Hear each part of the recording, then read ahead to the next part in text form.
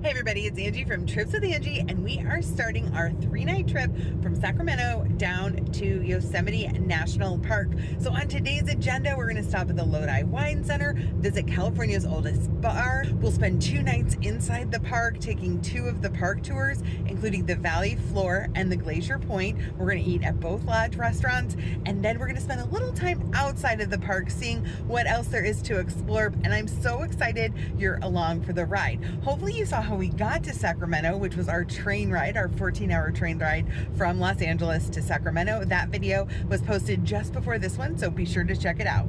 I wanted to find some stops to split up the 4.5 hour drive from Sacramento down to the 120 entrance into Yosemite National Park, and it seemed like a great idea to explore the Lodi Wine Valley. We headed to the Lodi Wine Visitors Center, and this is a must stop if you're in this area. It is the best curated wine selection I've ever seen. It's an incredible wine store. They have a wine tasting you can do. We love the rosés, the reds. We picked up some whites to take with us. And then they have a really informational exhibit out front that shows you the different types of grapes and how the vines are tended to differently, how they be tied up differently, how they're groomed differently based on the type of grape that is growing on each vine. So definitely highly recommend stopping in to the Lodi Valley Wine Visitor Center. We continued south heading into Yosemite, and the views were just terrific. Now, as I've discussed in some of my escorted video tours, one of the downsides of driving yourself is that my poor husband did not get a lot of these views and had to navigate some very windy roads as we went up and over all of these mountains. So lots of inclines, lots of turns and twists. He was very happy when we came across the Iron Door Saloon, which is said to be the oldest bar in California, and that was going to be our lunch stop. We both had the hamburgers, they were delicious. The wings were great as well. And then we were able to head into Yosemite National Park at the 120 entrance. You have your annual pass or you pay by the carload. And we started to see all these beautiful forests and some of the granite start peeking out. There was a number of different tunnels we got to go through that they have carved through the mountain. And again, some more windy roads, but this was not quite as intense as the initial way into the valley. As we got closer and closer to our destination, the forest just got thicker with all these incredible trees. We were staying at the Ahwahnee, which is the historic hotel, the fanciest hotel, I guess, to say within the valley. And it was wonderful. It had a well appointed room. We had a king bed, a nice sofa, and a chair. And we also had a small little mini bar with a coffee maker and then a shower tub combo, the of sink, and then this incredible view of Half Dome. We got so lucky to get such a great view. For dinner, we headed over to the Yosemite Valley Lodge. We drove over there and we had a great dinner of mussels. The sauce on these mussels were so good. We were eating them like a soup. And then the trout, which was wonderful, perfectly cooked, and these incredible views again of the Yosemite Valley. In the morning, we headed over to the lodge for our valley floor tour. We boarded this tram and headed out to the valley floor. This is a 2-hour tour led by a ranger. The ranger told us all about the different departments that keep Yosemite National Park thriving. For instance, these meadows have their own team that analyze the biodiversity. They make sure that things aren't being trampled by humans. El Capitan is famous for hiking. There's a hiking team that works with climbers to make sure they're using sustainable practices and not damaging the granite. We stopped at Valley View for a closer view of the river that runs through Yosemite.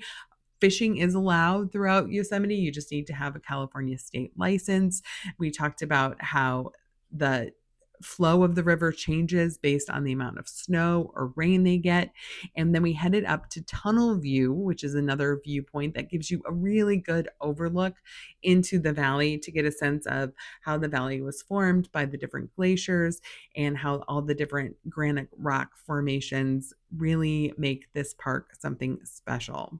Heading back down to the valley, we got really lucky with the view of Yosemite Falls. There was a storm just the weekend before, and this was the first time many of the drivers we spoke to had seen a waterfall this late into the year. Usually it's all dried up. For lunch, we headed to the eatery, which is located at Yosemite Valley Lodge. It's a quick grab and go with a number of different stands.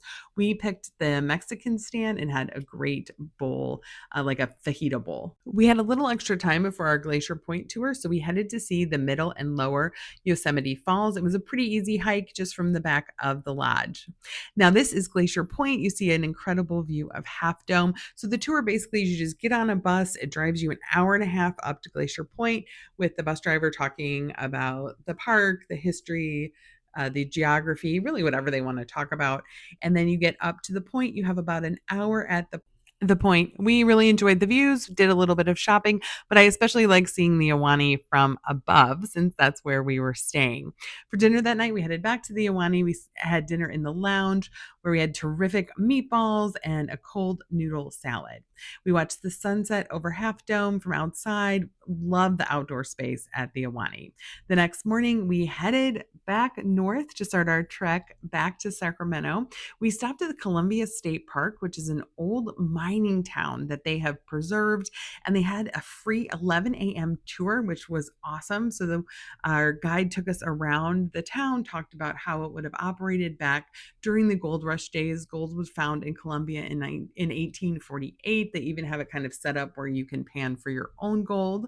They have the stagecoach. They talk about the Wells Fargo Express. And then we had a terrific lunch at the St. Charles Saloon. They have an incredible pickle pizza. And then it was time to head north. We were on the hunt to try to find some big trees. So we headed to Calaveras Big Trees State Park. So this didn't work out as planned. We got to the visitor center. There is no parking. There's tons of people. The North Grove Trail we wanted to take is closed in a huge chunk of it. We aren't prepared to do the 5-mile South Grove Trail.